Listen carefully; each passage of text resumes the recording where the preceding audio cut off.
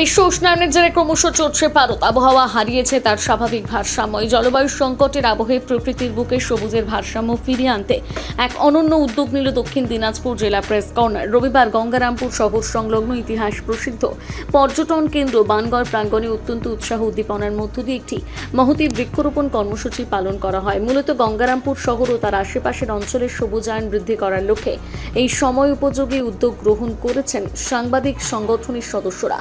এদিনের এই বিশেষ পরিবেশ বান্ধব কর্মসূচিতে উপস্থিত ছিলেন গঙ্গারামপুরের বিধায়ক সত্যেন্দ্রনাথ রায়। এছাড়া উপস্থিত ছিলেন বিশিষ্ট সমাজসেবী বৃন্দাবন ঘোষ, কুশল দত্ত চৌধুরী, সংগঠনের সভাপতি পীযূষ সরকার সহ এলাকার এক ঝাঁক বিশিষ্ট ব্যক্তিত্ব ও সাংবাদিক বৃন্দ।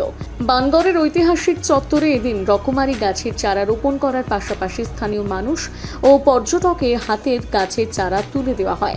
সাংবাদিক সংগঠনের এই প্রশংসনীয় উদ্যোগকে সাধুবাদ জানিয়েছে বিধায়ক সত্যেন্দ্রনাথ রায়। তিনি বলেন,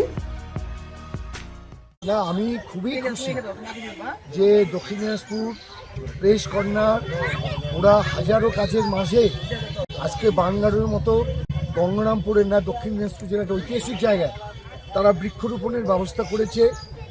আমাদের যশস্বী প্রধানমন্ত্রী বলেছেন একটি গাছ মায়ের নামে, সেই মায়ের নামে আমরা সবাই মিলে গাছ লাগালাম। সুন্দর কর্মসূচি। আমি প্রেস কর্নারকে এই যে সুন্দর উদ্যোগ নেওয়ার জন্য আমার আন্তরিক ধন্যবাদ জানাচ্ছি। ভালো কাজ। সংগঠনের সভাপতি পীযূষ সরকার জানান, শুধু খবর পরিবেশনই নয়, সমাজের প্রতি দায়বদ্ধতা থেকে তারা এই পরিবেশ রক্ষামূলক কর্মসূচির আয়োজন করেছেন। দক্ষিণ দিনাজপুর জেলা প্রেস কর্নারের পক্ষ থেকে আমরা প্রতি বছরই এই দিনটিতে বা এই অরণ্য সপ্তাহে আমরা বৃক্ষরোপণ এবং বিভিন্ন জায়গাতে আমরা গাছ লাগাই। এবছরও সেই কারণের জন্যই আমাদের গঙ্গারামপুরের ঐতিহ্যবাহী যে বানগড় রয়েছে, সেই বানগড়ে আমরা প্রায় একাধিক গাছ লাগালাম।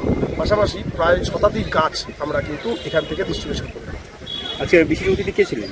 আমাদের এখানে উপস্থিত ছিলেন আমাদের গঙ্গারামপুর বিধানসভার যিনি বিধায়ক সত্যেন্দ্রনাথ রায়, পাশাপাশি এখানকার একাধিক যারা বিশিষ্টজনেরা তারা উপস্থিত ছিলেন। গঙ্গারামপুর থেকে বিশেষ প্রতিবেদন, নিউজ টুডে।